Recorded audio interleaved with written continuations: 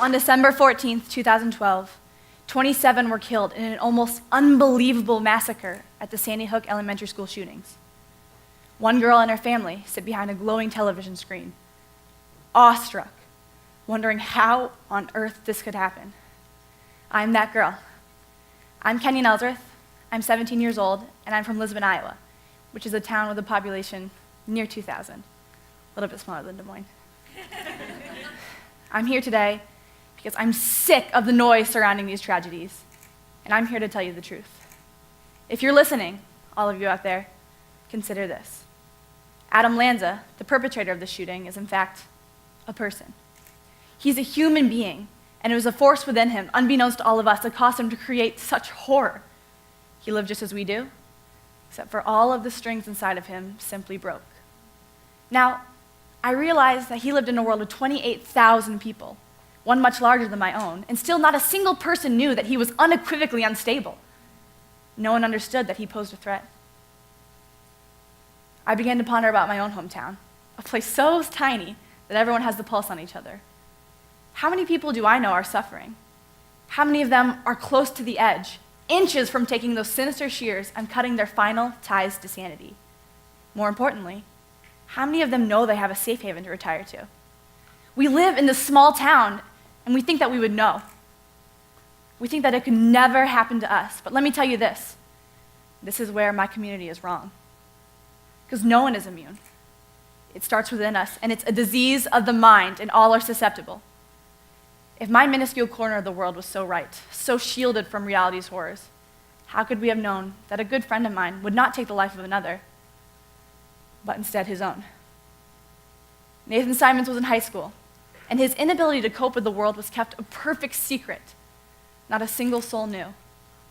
I remember I spent Friday night with him and our friends, and I slept that night smiling, alight with the world. On that following Monday, I received the most ghastly, world-shattering phone call of my young life. My good friend had just taken his own life. Help was on the way. Now, this is devastating enough, but that was the third suicide in my area that year, in a row, in the very same high school.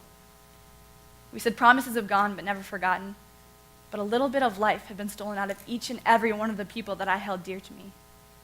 From that moment on, I paid special attention to everyone I came in contact with. I quickly realized no one was normal.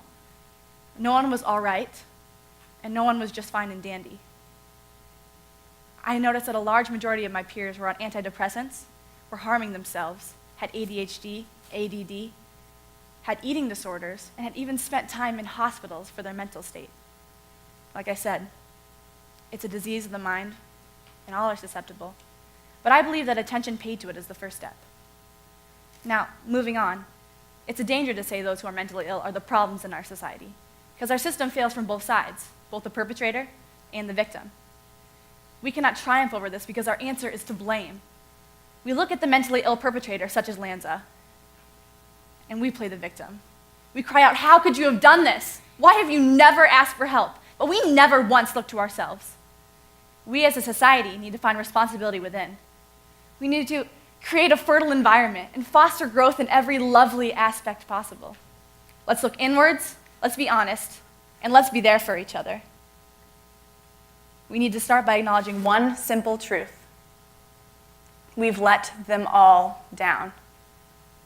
Now, once we know this, now we can be there for each other. Let's continue to be honest. When we're in middle school, we take a health class. We learn about our bodies and sexual education and all that, but why is the mind forsaken? The number one problem with teens in America is mental illness. Number one. Only 34% of young women are pregnant, and around 21% of 16-year-olds drink regularly. However, over half of US teens meet the criteria for mental illness, and those are just the diagnosed. Furthermore, it affects all of us. Either we are ailing, or we need to find a way to help the ill, to make them better. Now, as widespread as this issue is, our country's talk about mental health is stigmatized. It's known as a sign of weakness, when in all honesty, bearing your most raw self and showing your innermost thoughts, feelings, and insecurities, now that is an act of true bravery. I propose we fight back against this fear. I propose we educate our youth and teach them how to self-recognize, remedy, and cope. We should educate teachers so they can be a true ally in the fight for student happiness. For this cause, I propose a mental health class to be instated into high schools. Not just a class, but perhaps a course, a seminar, a camp, a monthly stress relief day, or even a local safe haven. So we all know that we have someone there for us. Now moving forward, we can place a lot of blame on our own emotions and our own feelings, but we must also look into the implements of destruction. For years, our country has suppressed the talk about gun control. It's shut down immediately as breaching our Second Amendment rights. Look, everyone in here knows the Second Amendment. We have taken it so far and pushed so hard that we've completely flipped the intent of the law, and we can no longer protect ourselves. We've done the exact opposite of what we've always wanted. Because when on earth did the right to bear arms become the right to be on par with the modern-day military? That is what I would like to know. How can we protect ourselves if our very neighbors have great and terrible weapons with countless rounds of ammunition? Look at the alleged weapons used in the Newtown shooting. These are not weapons of defense. They are weapons of offense and the very root of violence. You think that we defy the Second Amendment by limiting access to complex arms and semi-automatic weapons? You are dead wrong. We uphold it by giving back our nation the ability to fight, to level the playing field and give us the chance to protect ourselves again. It is foolish to think that our forefathers wanted us all to own a semi-automatic weapon in our very homes. Now, even so, we've turned our country into a perpetual arms race. We are so crippled by fear that we buy into everything that the NRA seduces us with. And then our fellow civilians buy a better weapon. And it goes on and on until our nation is so obsessed and ready for an imminent attack that we have entire doomsday shelters in our basement. How crazy is that? The only way to break this cycle is to ask ourselves, what is it within us that protects us, that does not make us fearful and does not make us vulnerable? But what gives us hope? What makes us strong and what makes us brave? What gives us self-defense, not self-offense? I believe that's what bearing your arms is about. It's about the right to protect. In hindsight, horrific tragedies like school shootings, they're not perpetrated by the gun. They're perpetrated by the people. It's within us, but that cold metal object sure doesn't help. So I suppose the question now is, where do we go from here? What do we do, say, or advocate for? I'm going to fight for mental health care and petition to instate a class into high schools.